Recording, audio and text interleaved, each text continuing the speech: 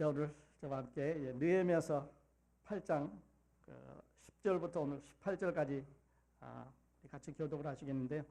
제가 10절 시작하고 그 다음에 18절은 우리 다 같이 읽도록 그렇게 하겠습니다.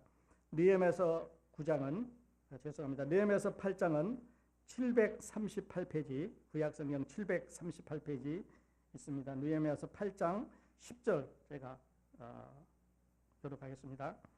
느헤미야가 또 이르기를 너희는 가서 살찐 것을 먹고 단 것을 마시되 예비치 못한 자에게는 너희가 나누어 주라. 이날은 우리 주의 성일이니 근심하지 말라. 여호와를 기뻐하는 것이 너희의 힘이니라 하고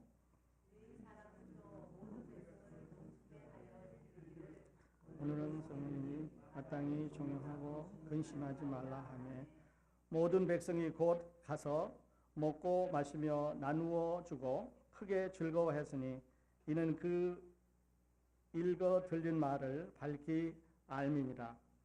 그 이튿날에 뭇백성이 족장들과 세상들과 레위 사람들이 율법의 말씀을 밝히 알고자 하여 학사 에스라의 곳에 모여서 율법책을 본즉 여호와께서 모세로 명하시기를 이스라엘 자손은 7월 절기에 초막에 거할지니라 하였고 또 이르시되 모든 성읍과 예루살렘에 공포하여 이르기를 너희는 산에 가서 감람나무 가지와 들 감람나무 가지와 화석류 가지와 종려나무 가지와 기타 무성한 가지를 취하여 기록한 말을 따라 초막을 지으라 하라 하였느니라. 백성이 이에 나가서 나뭇가지를 취하여 혹은 지붕 위에 혹은 뜰 안에 혹은 하나님의 전뜰에 혹은 숨은 광장에 혹은 에브라임 문 광장에 초막을 질 때 새로 잡혔다가 돌아온 회 무리가 다 초막을 짓고 그 안에 가했으니 여호와서 할 때로부터 그날까지 이스라엘 자손은 이에 크게 즐거워하며 에스라는 첫날부터 끝날까지 날마다 하나님의 율법책을 낭독하고 무리가 7일 동안 절기를 지키고 매 8일에 규례를 따라 성회를 열었느니라. 아멘. 이름이 많아서 지난주에도 그렇게 했습니다만은 어려우신 그런 부분인데요. 자, 이제 아주 오래간만에 이제 성이 완성되고 부흥회를 한다고 지난주에 말씀드렸습니다. 광장에 사람들이 모여서 아주 오래간만에 이제 책을 들고 나왔는데 어디서 이제 구해왔는지 아니면 어디다 보관했는지 그렇게 오랫동안 이제 예배를 들은 적이 없는 이 백성들이 다 가정마다 책을 들고 나왔습니다. 그러니까 그만큼 하나님의 말씀을 귀중하게 여긴다고 하는 그런 뜻이라고 말씀드렸습니다. 우리에게는 여러 그 성경들이 있는데 성경들이 이제 좀 낡아지도록 열심히 이렇게 보셨으면 좋겠습니다. 그리고 이제 77절 나팔절에 이제 나팔을 불고 성회를 이제 하고 그리고 다시 지금은 14일부터 21일까지 드리는 초막절이 됐습니다. 초막절은 하나님께서 정해주실 때 레위기 23장에서 왜 하라고 그랬냐면요. 자, 이스라엘 백성들이 광야에서 40년 동안 생활했던 것을 기념하게 하기 위해서 주셨는데 우선 광야에서 생활하시기 위해서는 전에도 말씀드린 대로 애굽을 나와야 됩니다. 홍해를 건너야 되지요. 그리고 그 다음에는 가나안에 들어갈 수 있는 준비를 해야 되는 거지요. 그러니까 애굽을 나와서 홍해를 건너서 가나안에 생활하는 그 상황, 그 40년 동안 하나님께서 만나를 주시고 메추라기를 주시고 불기름으로 인도하시고 구름기둥으로 인도하시고 그 40년 동안 거기에서 낳은 사람들 또 죽은 사람들 결혼한 사람들 패밀리 여러 가지 이슈를 거치면서 이제 성공도 하고 실패도 하고 어떨 때는 하나님께서 축복도 해주시고 어떨 때는 이제 심판도 내리셔서 많은 사람이 죽기도 하고 어떨 때는 막 불기둥이 계속 구름기둥과 함께 매일 지나가는데 또 어떤 때는 거기 day after day 그냥 서 있는 거죠. 오늘 일어나서 가보면 출발하려나 그랬는데 그냥 있고 내일 일어나서 보면 오늘 좀 가려나 그랬는데 그냥 있습니다. 그러니까 이거는 우리들 마음대로 그러니까 이스라엘 백성들 자기들 마음대로 정하는 게 아니라 하나님께서 계획된 속도에 따라서 이제 끌고 가는 거죠. 그래서 40년 동안 광야에서 생활하는 것을 기념하도록 이제 가나안 땅에 들어가서 그 행사를 행하도록 이제 예식을 준비해 주셨습니다. 그리고 그날은 이제 이게 본문에서 보신 대로 산에 가서 나뭇가지를 갖다가 이제 지붕을 가리고 그 안에서 그 온 가족이 그 안에서 텐트 생활을 하도록 이제 그렇게 했습니다. 이거를 이제 다른 말은 터버나클 또는 부스 이렇게 이제 부르겠는데요.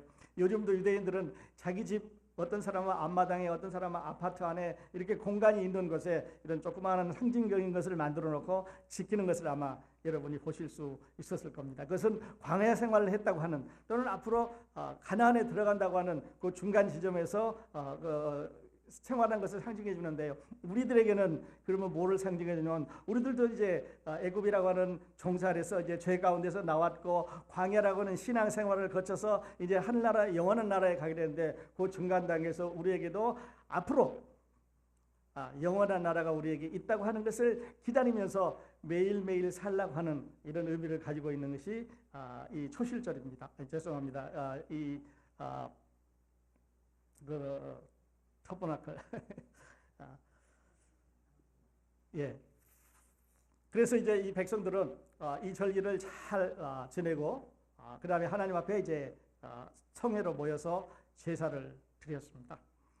우리에게 이 여호수아가 이 구절을 주시면서 강조한 말씀이 있는데요. 이 강조한 말씀은 어떤 거냐면 여호와를 기뻐하는 것이 너희의 힘이다 그런 말을 했습니다. 그러니까 느헤미야서를 전체적으로 13장까지 있는데 그걸 다 줄여서 한 구절로 적으라면 우리는 10절을 들 수가 있습니다. 느헤미야가 또 이르기를 너희는 가서 살찐 것을 먹고 단 것을 마시되 예비치 못한 자에게는 너희가 나누어 주라. 이날은 우리 주의 성일이니 근심하지 말라. 여호와를 기뻐하는 것이 너희의 힘이니라 하고 여호와를 기뻐하는 것이 너희의 힘이라. 이게 이제 오늘 제가 드리려고 하는 말씀입니다. 여러분 여호와를 기뻐한단 말이 뭔 말입니까? 그 다음에 우리의 힘이라고 그러는데 그러면 이 힘은 어떤 힘을 말하는 겁니까? 우리 여기다가 이제 포커스를 맞추겠는데요. 자, 키버스 표시를 하십시오. 이 느헤미야서의 키버스는 중심절은 8장 10절이고 여호와를 기뻐하는 것이 우리의 힘입니다. 구약 성경은요 하나님을 부를 때 여호와 하나님 그렇게 불렀습니다. 이스라엘 백성들은 여호와 하나님 거기까지밖에 모르지요. 근데 신약에 살고 있는 우리는 바로 이 여호와가 이 하나님이 육신을 입고 세상에 오셔서 예수 그리스도라는 모습으로 우리 앞에 나타나기 때문에 예수 그리스도는 즉 구약시대에 하나님 품 안에 있던 여호와였었습니다. 그러니까 우리는 멀리 여호와 하나님 그렇게 생각할 게 아니라 우리 안에 계시는 예수 그리스도를 생각하면 좋겠습니다. 그러므로 예수 그리스도를 우리가 마음에 품고 우리가 예수 그리스도와 함께 즐거워하는 것이 우리 삶의 힘인데 어떨 때는 그냥 신앙생활을 하면서도 힘이 쭉 빠질 때가 있습니다. 어떨 때는 그냥 신앙이 희미해질 때가 있고 어떨 때는 약해질 때가 있는데요. 이 백성도 아마 그랬던 것 같아요. 그래서 느헤미야가 다윗에 올라가서 여호와를 기뻐하는 것이 우리의 힘이다. 그렇게 이제 말을 하고 있습니다. 자, 이 여호와를 기뻐한다. 이 기뻐한다는 말은요. 비슷한 말에 행복이라는 말이 있다고 말씀을 드렸습니다. 기뻐한다는 이 말은 행복이라는 말하고는 다릅니다. 행복은 여러분이 아시는 대로 어떤 circumstance, 상황과 관계가 된 겁니다. 그러니까 chance와 하는데 HAP 이 영어의 이 말은 happen by chance, chance라는 뜻입니다. 그러니까 어떤 기회, 어떤 상황, 어떤 순간, 어떤 모먼트, 어떤 이슈가 주어졌을 때 우리는 기뻐합니다. 내가 그때 참 좋았다. 아니면 내가 어떤 순간을 딱 만났는데 기분이 확 상승을 해서 만족하는 상태가 되면 우리는 행복하다고 말합니다. 그러니까 행복은요.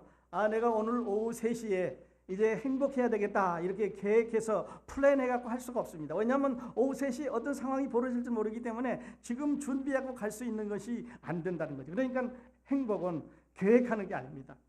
그런데 이 기쁨이라고 하는 것은 영 다른 거지요. 이 기쁨이라고 하는 이 말은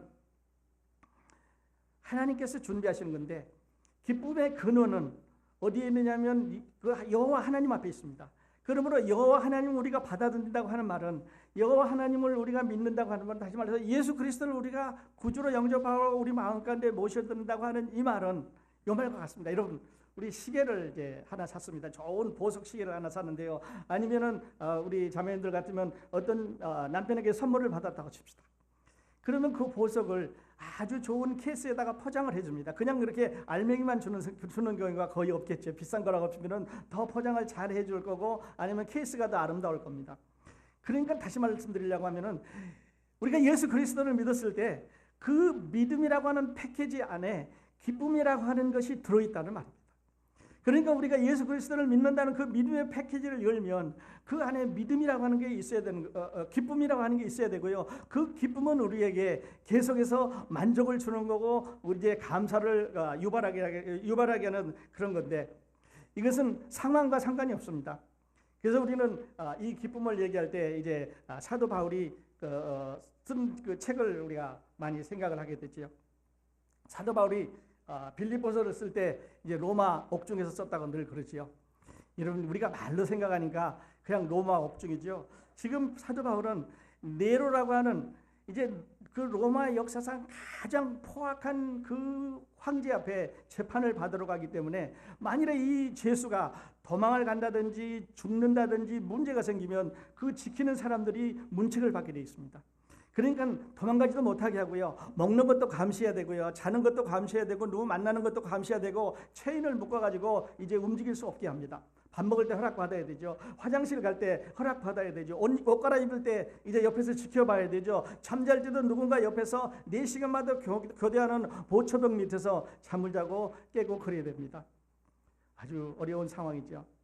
그러니까 환경으로 보면 내가 지금 기쁘다, 내가 지금 만족하다 이렇게 할 수가 없습니다. 그런데도 사도 바울은 편지를 쓰면서 기뻐하다고 말합니다. 그러면서 이 빌립보 성도들에게 너희도 기뻐하라고 말합니다. 왜요? 이것은 순간이 주는 게 아니기 때문에 이것은 그 환경에 따라서 주어지는 것이 아니고 예수 그리스도라고 하는 은혜가 내 안에 들어왔을 때 그 은혜의 패키지를 열면 그 안에 기쁨이 있기 때문에 여러분 그 은혜를 들여다보면 계속해서 여러분에는 기쁨이라고 하는 것이 있어야 된다는 말입니다. 그래서 여러분 은혜를 받으셨으면 기쁨이 있으셔야 됩니다. 이런 질문 한번 드려보고 싶습니다. 여러분 죄 용서, 다른 말로는 구원이라고 말하는데요. 여러분 하나님과 관계를 맺었는데 죄 용서라고 하는 구원을 받았는데 기쁨이 없는 분이 우리 가운데 계신다면 오늘 우리는 둘 중에 하나를 검토해 봐야 되겠습니다. 첫 번째 거는요. 여러분이 받아야 되는 그 은혜를 여러분이 더 잘 만족하게 들여다보지 않는다고 하는 그런 말이 되겠고 그러니까 여러분 스스로 게으르다는 말이 되겠고요. 또 다른 하나는 여러분이 받았던 그 구원이 참으로 하나님에게 뿌리를 내린 완전한 구원이 아닐 수 있다고 하는 두 가지 것을 우리가 생각해 볼 수가 있겠습니다. 그러므로 우리 그리스도인들이 예수 그리스도를 믿으면 은혜 안에 있다고 하는 말은 그 은혜라고 하는 그 패키지 안에 그 구속이라고 하는 패키지 안에 그 구원이라고 하는 패키지 안에 이제 하나님께서 주시는 이 기쁨이 있다는 거죠. 그리고 이 기쁨은 사도 바울이 설명한 대로 갈라디아서 쓴 대로 성령의 열매입니다. 여러분 아시는 대로 성령의 열매가 이제 우리가 보통 배우기는 9가지 열매다 그렇게 말했는데요. 성령의 열매는 9가지가 아니고 성령의 열매는 한 가지입니다. 그리고 그 한 가지 안에 9가지 다른 맛이 캐릭터가 들어 있습니다. 영어를 제가 썼습니다. 그런데 크로스포인트에 이제 자주 오시는 분들은 계속 오시는 분들은 제가 늘 설명을 드렸습니다만은 그 영어에 보면 만일에 성령의 열매가 9개 된다면 the fruits하고 s가 붙어야 되고요. of the spirit하고 are라고 써야 됩니다. 그러니까 문법상으로 보면 복수로 시작해서 복수 동사 are가 써져야 되는데 여기는 the fruit of the spirit is라고 하는 단수 동사가 써있기 때문에 9가지를 열거했지만 성령께서 주시는 열매는 한 개입니다. 그러므로 이 성령의 한 개의 열매 안에 사랑이 있고 희락이 있고 화평이 있고 오래 참음이 있고 자비가 있고 양성과 있고 충성이 있고 온유가 있고 절제가 있기 때문에 먹는 부분마다 맛을 보는 데마다 맛을 필요할 때마다 여러분이 이 성령의 열매를 맛보게 되면 다 다른 맛이 난다고 하는. 그러니까 새로 사랑이라는 열매를 따먹고 아니면 화평이라는 열매를 따먹는 게 아니라 한 열매 안에 성령의 열매 안에 이렇게 여러 가지 다른 맛이 들어있다고 하는 것인데 우리는 이해시키기를 쉽게 하기 위해서 이것을 다 이제 잘 풀어서 말하는데요. 9가지 열매가 아니고 한 가지 열매 중에 9가지 맛이 있다고 하는 말입니다. 영어 성경을 갖고 계시면 표시를 하시면 좋을 것 같아요. 이런 구절이 이제 몇 구절이 더 있는데요. 자, 그래서 이 성령의 열매, 이것은 두 번째가 기쁨이죠. joy. 그러니까 우리가 성령을 받았다, 또 성령 안에 있다, 예수를 믿는다고 하는 이 말은 우리에게 기쁨이 있다고 하는 그 말과 같은데, 다시 말씀드려서 기쁨은 믿는 모든 사람들에게 주어지는 하나님의 선물입니다. 그러니까 내가 하나님의 선물을 받았는데 기쁨이 없단 말은 하나님의 선물인 줄 모르고 여러분이 패키지를 열지 않았거나, 또 하나는 여러분에게 주어진 하나님의 선물이 참으로 하나님께로부터 온 것이 아니라고 하는 것을 알 수가 있습니다. 왜냐하면 기쁨은 하나님께서 주시는 선물입니다. 기쁨은 하나님의 말씀을 순종할 때 성령께서 주시는 열매입니다. 우리가 하나님의 말씀을 듣고 그 말씀을 순종할 때 성령께서 우리에게 사랑이라는 열매를 주시고요, 그 다음에 기쁨이라는 열매도 주시고, 평화라는 열매도 주시고, 오래 참음이라는 열매도 주시고, 여러 가지 열매를 주시는데, 그러니까 하나님의 말씀을 듣고 순종할 때 우리에게 주시는 성령의 열매입니다. 그러면 또 이제 이 기쁨은 그리스도의 영광의 고난에 동참할 때, 그러니까 우리가 사도 바울처럼 그리스도의 그 고난에 동참할 때, 우리가 그리스도인으로 고통을 받을 때, 우리가 그리스도인으로 환난을 받을 때, 우리가 그리스도인으로 어려움을 받게 될 때, 그때 우리에게 주어지는 하나님의 선물입니다. 그러니까 우리가 어려운 가운데 있을 때, 우리가 힘든 가운데 있을 때 그리스도를 생각하면 우리에게 기쁨이 있고요, 그 나라를 생각할 때 우리에게 만족이 있고 기쁨이 있는데, 이것을 우리는 하나님께서 주시는 선물이라고 말씀을 드릴 수가 있겠습니다. 그리고요, 이 기쁨은 하나님께서 장차 우리에게 주실 영광을 생각할 때, 내가 하늘나라에 가서, 이제 아까 우리 찬송 불렀습니다마는 예수 영광 중에 구름 타시고 우리가 하늘나라에 가서 그 나라에서 살아가는 모든 성도들과 함께 이제 영원히 주를 섬기면서 살 것을 생각하는 마음의 만족이 이게 기쁨입니다. 그러니까 그 나라를 여러분이 묵상을 하시면, 그 나라를 생각해 보시면, 그 나라에 나도 갈 수 있다고 하는 것을 마음에 품고 생활하시면 우리에게는 분명히, 여러분에게는 분명히 기쁨이 있습니다. 그러니까 기쁨은 따로 주는 것이 아니라 하나님께서 주어진 패키지 안에 기쁨이 들어있습니다. 그러므로 그 패키지를 여러분이 계속해서 여시면서 그 패키지를 그 안에 들어있는 것을 바라보시면 여러분은 스스로 자신도 모르게 기쁨을 받게 되어 있습니다.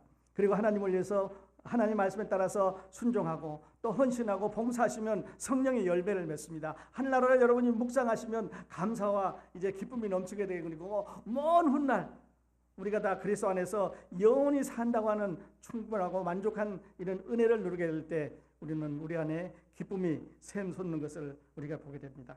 그러므로 여호와를 기뻐하는 것은 하나님께서 주시는 그 선물인데요, 그 선물을 우리가 이제 즐기면서 살아라. 여호와를 즐거워하는 것이 뭐라고 그랬습니까? 여호와를 기뻐하는 것이 너희 힘이다. 여호와를 기뻐한단 말은 하나님의 은혜를 아는 것이 우리에게는 힘이 된다고 말씀드렸습니다. 그러면 그 힘이라고 하는 거 뭐냐면요, 어떤 파워냐? 여호와를 기뻐하는데, 그러면 그 힘이 어떤 힘이냐면 우리는 하나님의 그 대적자들, 그러니까 사탄을 이길 수 있는 파워, 힘을 우리가 거기에서 가질 수가 있습니다. 환난이 올 때, 어려움이 올 때 그것을 이길 수 있는 파워를 얻을 수가 있는 거죠. 그러므로 하나님 안에 그 기쁨을 갖는다고 하는 것은 우리에게 얼마나 아름다운 그런 축복인지 모르겠습니다. 이제 남은 시간에는요, 이제 누가복음 15장을 통해서 우리가 잘 아는 성경 구절을 잠시 여러분에게 소개를 해드므로, 하나님은 그러면 우리가 구원받을 때, 우리가 하나님 앞에 올 때, 우리가 회개하고 그 앞에 올 때 얼마나 기뻐하시는가 하는 광경을 잠시 이제 보실 수 있도록 그렇게 하겠습니다. 누가복음 15장, 여러분이 잘 아는 말이죠. 거기 비유가 3개 있습니다. 하나는 이제 잃어버린 양에 대한 비유가 있고요, 또 하나는 동전에 대한 비유가 있고, 또 하나는 탕자에 대한 비유가 있다, 그렇게 말합니다. 그렇습니다. 그래서 누가복음 15장 여시면 시작을 이렇게 이제 하는데, 여기 보면 모든 세리와 죄인들이 말씀을 들으러 가까이 나오니 바리새인과 서기관들이 수군거려 이르되 이 사람의 죄인들을 영접하고 음식을 같이 먹는다 하더라. 이 두 구절이 여러분이 나머지 3개의 비유를 이해하는데 키입니다. 아주 중요합니다. 왜냐하면 지금 예수님 곁에는 누가 있느냐면, 한쪽에는 세리와 죄인들이 있습니다. 가난한 사람들입니다. 멸시받는 사람들입니다. 그러니까 회중 가운데 끼지 못하는 사람들이죠. 다른 한쪽에는 아주 높은 사람들이 있습니다. 바리새인과 서기관들이 있습니다. 부자들입니다. 좋은 옷을 입었던 사람들이고 도덕적으로 깨끗하다고 하는 하나님의 성전에서 하나님을 잘 섬긴다고 하는 사람이니까 이 두 그룹의 사람들 가운데서 예수님께서 다음과 같은 세 가지 이제 비유를 말씀하시는데요. 첫 번째가 양 100마리에 관한 비유입니다. 어떤 사람이 이제 양이 100마리가 있는데 그 중에 하나를 잃었다고 이제 비유를 시작을 하고 있습니다. 자, 100마리 양을 기르는 걸로 봐서 그렇게 가난한 사람은 아닌 것 같아요. 왜냐하면 10마리 양 기르는 사람도 있고 20마리 기르는 사람도 있고 뭐 50마리 이렇게 기를 텐데 100마리 정도 기르는 사람이기 때문에 부자라고 말할 수 있겠습니다. 그리고 거기 목자도 따로 있을 거고 그 양을 그 사람에게 맡겨서 이제 친다고 이렇게 말을 할 수가 있겠습니다. 그런데 그 중에 한 마리가 이제 길을 잃었습니다. 그러니까 그 다음에 나오는 이 동전은 집 안에서 여자가 부주의해가지고 여자의 잘못으로 인해서 동전이 잃어버렸습니다. 다시 말씀드려서 이 동전은 잃어버릴 수 있는 이런 파워가 없는데, 이런 능력이 없는데, 동전을 잃고 찾고 자기 스스로 할 수 없는데 여자가 잘못해서 동전을 잃었지만은 이 양은 이제 주인이 뭐 잘못해가지고 길을 잘못 가리켜서 잃은 게 아니라 그 양의 본성 때문에 이 양이 조금 푸리시하기 때문에 제 자리로 돌아올 수 있는 기능과 본성이 없기 때문에 길을 잃어버렸습니다. 그리고 이제 세 번째 나오는 이 탕자에 나오는 둘째 아들은요, 자기가 초이스를 했습니다. 내가 아버지 곁을 떠나서 이제 먼 나라로 가겠다고 하는 자기가 선택에 의해서 이제 잃어버린 거니까 세 사람의 케이스가 다 다릅니다. 근데 첫 번째는 99마리를 둘에 놔두고 이제 목자가 찾아다니는 걸로 말씀을 하고 있습니다. 99마리를 들여놔두고 한 마리를 찾아다니는데 찾을 때까지 찾아서 이제 목에 걸고 오는 목자의 모습을 우리가 그림으로도 많이 볼 수가 있습니다. 얼마 동안 찾았는지 성경은 말하지 않습니다. 하룻밤 돌아다니는지 일주일 만에 찾았는지 한 달 걸렸는지 말하지 않았는데요. 언제까지 찾았냐면 양을 찾을 수 있는 때까지, 그러니까 양을 발견할 때까지 계속해서 찾았다는 것을 볼 수가 있죠. 그러니까 시간이 걸렸다는 말입니다. 그러면서 돌아와서 한 말이 99개의 의인이 그리고 한 마리 어린 양을, 한 마리 잃어버린 양을 이러다 비교를 합니다. 그러니까 99의 양은 우리 가운데 있었는데 한 마리를 잃어버려서 목자가 99을 놔두고 하나를 찾아다녔다고 하는 목자의 심정을 말하는데, 이것은 누구를 말하냐면 이스라엘 백성들이, 지금 바리새인과 서기관들로 대표하는 이스라엘 백성들은 너희들은 계속해서 하나님의 우리 안에서 축복과 그 다음에 하나님의 모든 영광 가운데서 너희들이 주는 것을 받고 살았는데, 여기 있는 이 죄인들은, 여기 있는 이 세리들은 너희들 가운데 들지도 못하는 사람들이고 먼 산에서 이제 죄 가운데 잃어버린 사람들인데 그 사람을 찾아서 목자가 찾아다니는, 다시 말씀드려서 예수 그리스도는 잃어버린 한 마리 양을 대신해서 오셨다고 하는 것을 말씀합니다. 그 다음에 많은 이제 해석이 가능하겠습니다만은 두 번째는요, 이 여자가 드라크마가 10개 있습니다. 그러니까 첫 번째는 13 man 이렇게 시작하지, 어떤 사람이, 남자가. 두 번째는 13 woman 이렇게 시작하니까 어떤 여자가. 그리고 이제 세 번째는 어떤 사람이 두 아들이 있었는데 이렇게 시작하는데요. 동전이 10개가 있었습니다. 근데 이 드라크마라고 이렇게 표시를 했는데 이 드라크마의 단위는 로마 단위로, 그러니까 환전소에 가서 로마 돈으로 바꾸면 하루 품삯입니다. 그러니까 열흘치 품삯을 받아갖고 왔는데 그 중에 하루치 품삯을 어디서 잃어버렸냐면 집안에서 잃어버렸습니다. 동전이 도망간 게 아니고요. 동전이 자기가 여기 있기 싫다고 그래서 나간 게 아니고 여자의 부주인에서 나갔습니다. 그래서 이 여자는 계속해서 등불을 켜들고 집안을 찾는데요. 여기서 잃어버린 한 개의 동전은 지금 그 안전하게 놓여있는 유대인들이 아니라, 안전하게 놓여있는 서기관과 바리새인들이 아니라, 바리새인과 서기관들이 아니라 잃어버린 죄인들, 다시 말해서 죄 가운데 빠져서 어디론가 멀리 하나님을 떠난 사람들을 말합니다. 여러분, 우리는 한 마리 어린 양이 될 수도 있겠고요. 죄송합니다. 한 마리 잃어버린 양이 될 수도 있겠고요. 한 개 잃어버린 동전이 될 수도 있습니다.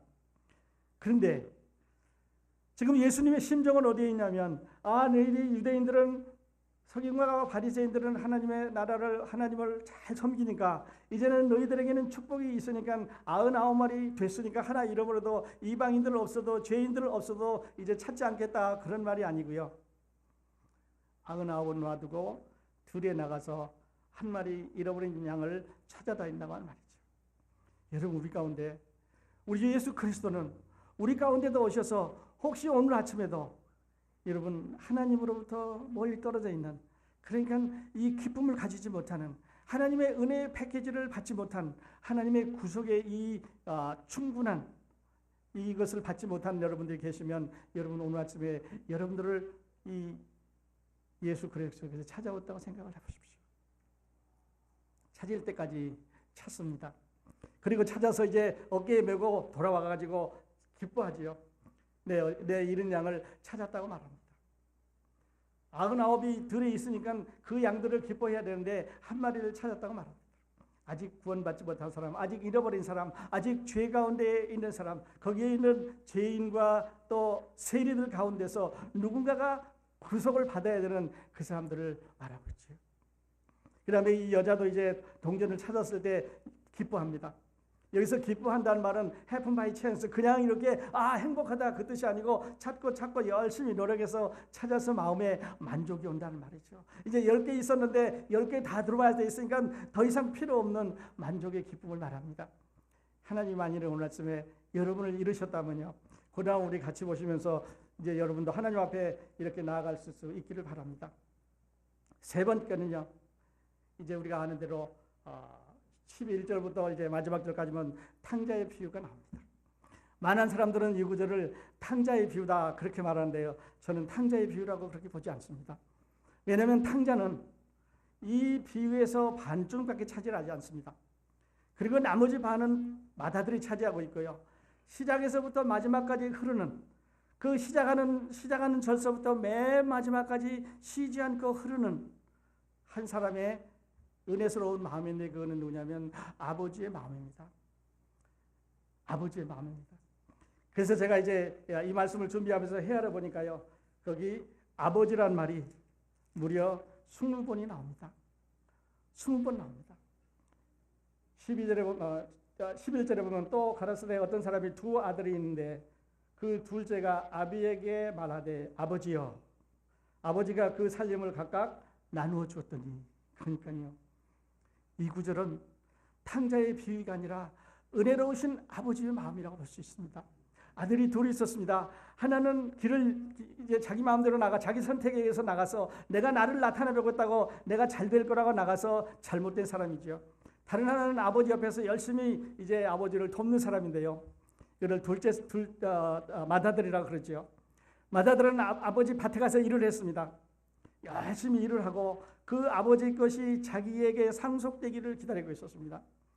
그러니까 아버지가 정하지는 대로 아버지 말씀을 잘 들었고 아버지의 이제 그 서원을 들어줬던 사람입니다.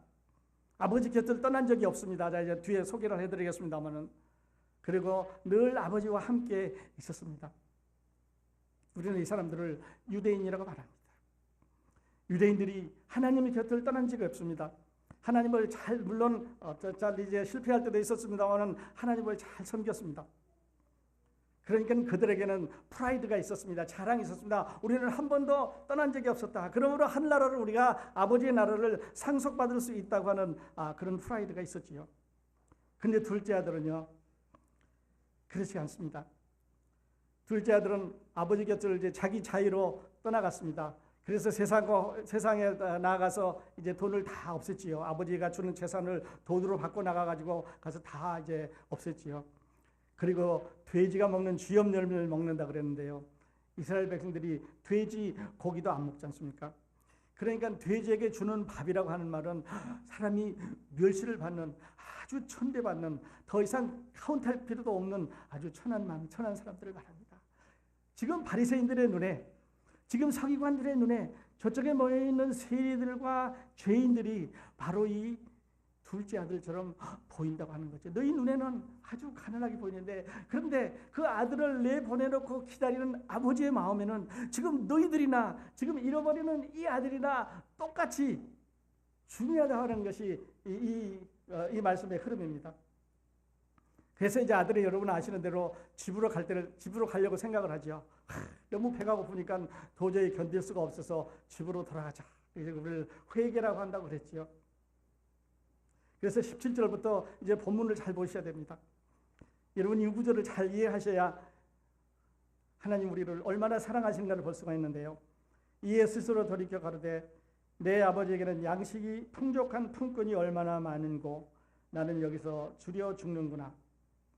자, 18절에 내가 일어나 아버지께로 가서 이르기를 아버지여 내가 하늘과 아버지께 죄를 얻었사오니 지금부터는 아버지의 아들이라 일컬음을 감당치 못하겠나이다. 나를 품꾼 하나로 보소서 하리라 하고 이에 일어나 아버지께로 돌아가니라. 아직도 상거가 먼데 아버지가 저를 보고 아버지에 대한 얘기입니다.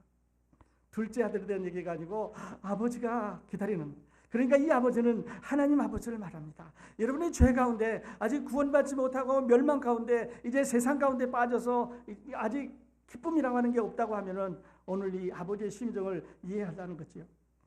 그래서 이 둘째 아들이 아버지께로 가려고 마음을 먹습니다. 18절에 보면요, 아들이 마음에 계획을 합니다. 내가 이제 돌아가가지고 하늘과 아버지께 죄를 지었사오니 이제는 아버지의 아들이라가 감당을 못했으니까 나를 하루에 일용할 일꾼으로 써주십시오 하고 생각을 하고 떠났습니다. 그런데 그 다음 절 보십시오. 이에 일어나 아버지께로 돌아가니라. 아직도 상거가 뭔데? 자, 아버지가 목을 껴안고 키스를 먼저 했습니까? 아니면 이 아들이 돌아가서 아버지 잘못했습니다라고는 용서를 먼저 빌었습니까? 아직도 상거가 뭔데 아버지가 그를 보고 추근히 여겨 달려가 목을 안고 입을 맞추니 그 다음 아들이 이르되 아버지 내가 하늘과 아버지께 죄를 지었사오니. 자, 아버지의 키스가 먼저입니까? 아버지의 용서와 사랑이 먼저입니까? 아니면 아들의 고백이 먼저입니까? 아버지는요, 그 아들이 달려오는 모습을 보고 저희가 이제 뭔가 잘못돼서 온다고 하는 아들의 심정을 아버지가 읽었습니다. 여러분 오늘 아침에 예배에 오셨는데요, 하나님께서 여러분의 심정을, 여러분의 마음을, 여러분의 상태를 읽고 계신다고 하는 놀라운 사실을 여러분 기억하실 수 있기를 바랍니다. 하나님이 여러분 보고 계십니다. 지금 아들이 저 멀리서 오고 있는데 아버지는 먼저 나가서 아들 설명 드릴 것도 없습니다. 왜냐하면 아들이 오는 것이 너무 귀엽기 때문에 그렇습니다. 그래서 고백하기 전에 먼저 용서의 키스를 했습니다. 그랬을 때 아들이 이제 말을 하는 거죠. 아들이 가로되 아버지여 내가 하늘과 아버지께 죄를 얻었사오니 지금부터는 아버지의 아들이라 일컬음을 감당치 못하겠나이다 하나. 지금 말하고 있습니다. 아직 안 끝났습니다. 하니 아버지 나를 용서해 주십시오. 아버지 내가 잘못했습니다. 아버지 나를 일용할 이제 하루 품꾼으로 써주십시오라고 자기 생각을 말하기도 전에 아버지는 22절에 이렇게 말합니다. 종들에게 이르되, 그러니까 지금 말하고 있는데 아직 다 안 끝났는데 아들이 마음속에 품고 있는 아버지에 대한 고백이 다 안 끝났는데 아버지는 먼저 종들에게 뭐라 하냐면 제일 좋은 옷을 내어다가 입히고 손에 가락지를 걸고 발에 신을 신기라. 여러분, 이게 하나님의 사랑입니다. 이게 하나님의 은혜입니다. 여러분이 하나님 앞에 오셔서 하나님 내가 오늘 아침에 이 예배에 이 그리스도의 그 십자가의 은혜를 생각하는 예배에 왔습니다라고 여러분 마음을 고백하게 될 때요, 하나님께서는 제일 좋은 옷이라고 그랬습니다. 우리는 생각할 때 이것은 제일 값비싼 옷이라고 생각할 수 있어요. 물론 재료가 제일 비싼 옷이어야 좋은 옷이라고 말할 수 있습니다. 그러나 스타일이 맞아야 좋은 옷입니다. 색깔이 맞아야 좋은 옷입니다. 입기에 편안해야 좋은 옷입니다. 내 몸에 딱 맞아야 좋은 옷이라고 말할 수 있지요. 제일 좋은 옷이란 말은요, 그 아들에게 가장 아들이 좋아하는 색깔에 가장 비싼 그 아들이 좋아하는 그런 재료에다가 아들이 좋아하는 스타일로 아들이 좋아하게 딱 만들어 놓고 있었다고 하는 사실입니다. 여러분 이거를 은혜라고 말합니다. 여러분 이걸 축복이라고 그러죠. 구원이라고 말합니다. 여러분 우리 모두는 다 각각 다 다릅니다. 그렇기 때문에 하나님께서 내 것이 전도사님에게 맞을 수가 없지요. 그래서 전도사님은 전도사에게 맞는 옷이 있고요, 우리 김 집사님은 김 집사님에게 맞는, 하나님께서 우리 모두에게, 우리 각각에게, 우리 상황과 형편이 다른 우리들에게 제일 좋은 옷을, 가장 아름다운 것을 내어다가 입히라고 말합니다. 아버지, 내가 잘못했습니다. 말 끝나기도 전에 아버지는 먼저 준비해 놨던 것을 갖다가 입히라고 말합니다. 그 다음에 가락지를 끼우라 그러지요. 발에 신발을 신기라고 말합니다. 여러분 너무 많이 들으셔서 아마 귀에 익숙하실 거예요. 그 다음에는요, 살찐 송아지를 끌어다가 잡으라 말합니다. 여러분, 이 사람이 물론 부자겠지요. 그런데 그 밑에 내려오면 마다들이 컴플레인하기는 뭐라 하냐면, 나한테는 염소 새끼 한 마리도 안 잡아줬다고 말합니다. 그러니까 소를 잡는다고 하는 것은 잔치 중에 아주 큰 잔치라고 말할 수 있습니다. 잃어버렸던 아들이 돌아왔으니까 이제는 집안에 있는 아끼지 않고 가장 중요하다고 하는 재산 중에 하나인 소를 잡아서 잔치를 하면서 즐기자고 말합니다. 여기서 말하는 이 즐기자고 하는 것이 조입니다. 여러분이 오늘 하나님 앞에 오시면요, 오늘 여러분이 회개하시고 예수 그리스도 오늘 하나님 내가 당신을 믿겠습니다 이렇게 고백하시면요, 지금 하늘에서는 큰 잔치가 벌어질 겁니다. 그리고 풍악을 울리고 정말 위대한 일들이 여러분을 위해서, 우리를 위해서 일어나게 될 것입니다. 그런데요, 그 다음 둘째 아들 얘기는 여기서 끝나고 첫째 아들의 얘기가 나옵니다. 25절부터 마지막까지는요, 맏아들 얘기입니다. 아들은 스위치 됐습니다. 둘째 아들에서 맏아들로 바뀌었습니다. 그러나 아버지는 같은 아버지. 지금 첫째 아들을 사랑하셨던 그 아버지의 사랑은, 죄송합니다, 둘째 아들을 사랑하셨던 그 아버지의 사랑은 이제 이 맏아들에게도 똑같이 흐르는 것을 볼 수가 있습니다.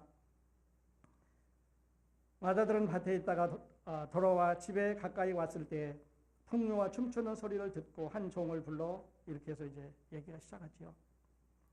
밖에 나가서 일을 하고 있었습니다. 그러니까 아버지와 함께 집안에 있었던 게 아니고 밖에 나가서 일을 하고 있었습니다.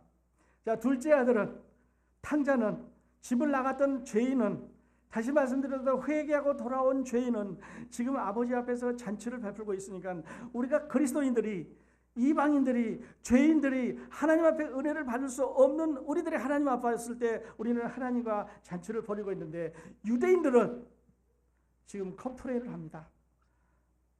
저 집 밖에서 나는 일을 하고, 물론 일했지요. 성전에서 하나님 섬기는 일을 했지 않습니까? 율법을 가르쳤습니다. 율법을 지켰습니다. 율법에 관한 것들을 지금까지 전통적으로 잘 지켜내려 있기 때문에 하나님에 관한 일들을 그들은 열심히 했습니다. 근데 축복은 누가 받았습니까? 누가 먼저 은혜를 받았냐면요, 탕자가 받았습니다. 죄인이 받았습니다. 돌아온 회개한 죄인이 하나님 앞에 먼저 은혜를 받았습니다. 유대인이 먼저 받는 게 아니고요, 하나님의 은혜는 믿는 사람들이 받습니다.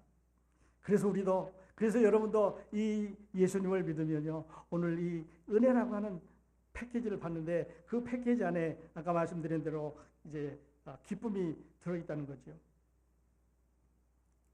그러면서 아버지가 맏아들에게 말합니다. 이 내 아들은 잃어버렸다가 다시 찾아갔고 죽었다가 살았다고 말합니다. 맞지요? 왜냐하면 퍼머넌트하게 모든 재산을 가지고 먼 나라로 갔으니까요. 우리가 하나님 곁을 떠날 때 이제는 다시 올 수 없는 것처럼 가버렸으니까요. 그런데 바울은 에베소서 2장에서 이렇게 말합니다. 허물과 죄로 죽은 너희를 살리셨도다. 죽었다가 살았고요, 잃어버렸다가 찾았습니다. 누가 찾았습니까? 아들이 찾았습니다. 아버지가 찾았습니다. 혹시 이렇게 생각할지 몰라요. 하나님을 반대하는 사탄은요, 너 아버지한테 가면 틀렸어. 이제 너는 지금까지 너무 호랑방탕하게 살았고 네 멋대로 살았고 죄를 많이 했기 때문에 너 아버지가 용서 안 할 거야. 아니면 그 집에 가보면 종들도 있고 친구들이 있는데 그 사람들이 너를 놀릴지도 몰라. 아니면 너하고는 이제 너는 누구하고도 같이 이렇게 어울리지 못하는 그런 사람이 될지도 모르니까 가지 말라고 말할 수 있습니다. 사탄은 그렇게 말합니다. 그런데요, 아버지 용서하셨습니다. 그리고 종들에게 이 아들을 맞아주라고 말했습니다. 그리고 이제 시기심 많은 둘째 아이가 맏아들에게 아버지가 말합니다. 너는 항상 나와 같이 있었잖아. 그렇지요? 유대인들이 하나님을 떠난 적이 없지 않습니까? 죄인들이 하나님 곁을 떠났지만 그러나 이 바리새인과 서기관들이 하나님 곁을 떠난 적이 없습니다. 그러니까요, 죄인에게 하나님은 유대인에게도 하나님이라고 하는 그런 말입니다.